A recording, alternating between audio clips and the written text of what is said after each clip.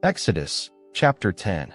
Yahweh said to Moses, "Go in to Pharaoh, for I have hardened his heart and the heart of his servants, that I may show these my signs among them, and that you may tell in the hearing of your son and of your son's son what things I have done to Egypt, and my signs which I have done among them, that you may know that I am Yahweh."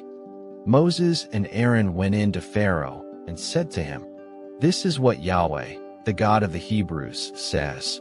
How long will you refuse to humble yourself before me? Let my people go, that they may serve me.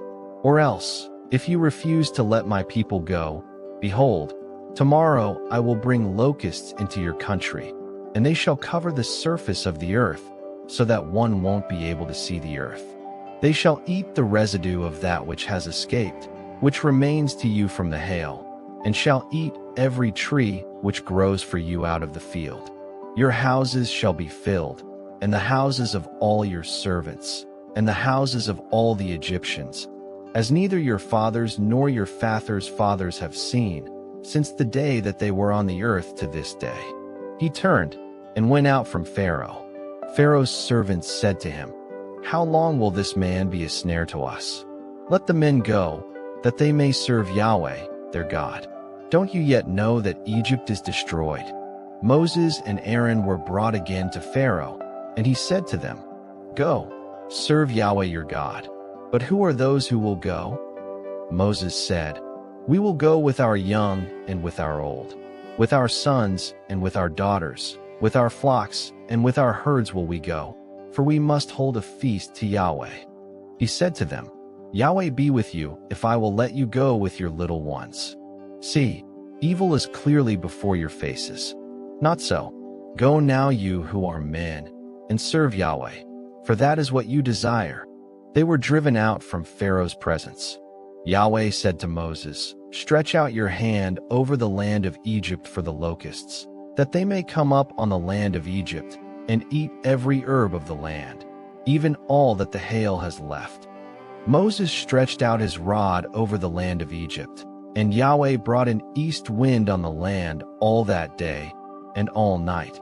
And when it was morning, the east wind brought the locusts. The locusts went up over all the land of Egypt and rested in all the borders of Egypt. They were very grievous. Before them there were no such locusts as they, nor will there ever be again.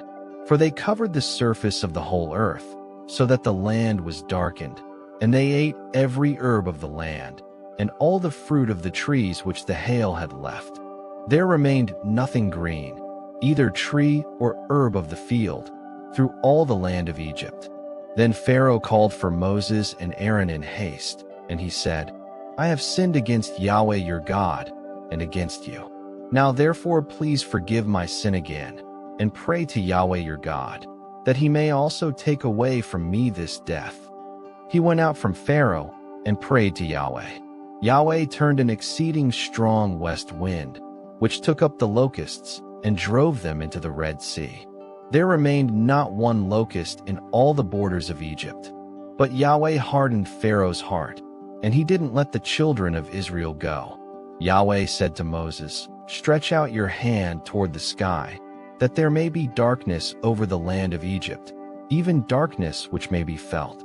Moses stretched out his hand toward the sky, and there was a thick darkness in all the land of Egypt for 3 days. They didn't see one another, and nobody rose from his place for 3 days, but all the children of Israel had light in their dwellings.